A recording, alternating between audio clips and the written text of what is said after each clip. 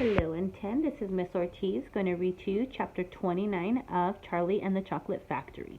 The title is The Other Children Go Home. We must go down and take a look at our little friends before we do anything else, said Mr. Wonka. He pressed a different button, and the elevator dropped lower, and soon it was hovering just above the entrance gates to the factory. Looking down now, Charlie could see the children and their parents standing in a little group just inside the gates. I can only see 3, he said. Who's missing?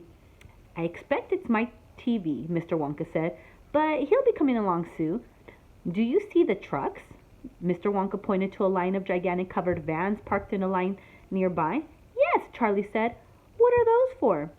Don't you remember what it said on the golden ticket? Every child goes home with a lifetime supply of candy. There's 1 truckload for each of them, loaded to the brim. Aha, Mr. Wonka went on.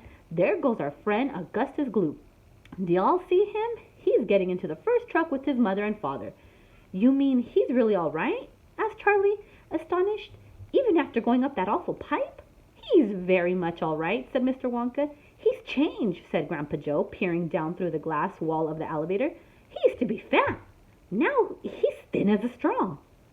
Of course he changed, said Mr. Wonka, laughing. He got squeezed into the pipe. Don't you remember? And look, there goes Miss Violet Beauregard, the great gum chewer. It seems as though they managed to dejuice her after all. I'm so glad, and how healthy she looks. Much better than before. But she's purple in the face, cried Grandpa Joe. So she is, said Mr. Wonka. Oh, well, there's nothing we can do about that. Good gracious, cried Charlie. Look at poor Veruca Salt and Mr. Salt and Mrs. Salt. They're simply covered with garbage. And here comes Mike TV, said Grandpa Joe. Good heavens, what have they done to him? He's about 10 feet tall and thin as a wire. They've overstretched him on the gum stretching machine, said Mr. Wonka. How very careless, but how dreadful for him, cried Charlie. Nonsense, said Mr. Wonka. He's very lucky. Every basketball team in the country will be trying to get him. But now, he added, it is time we left these 4 silly children. I have something very important to talk to you about, my dear Charlie. Mr. Wonka pressed another button, and the elevator swung upwards into the sky.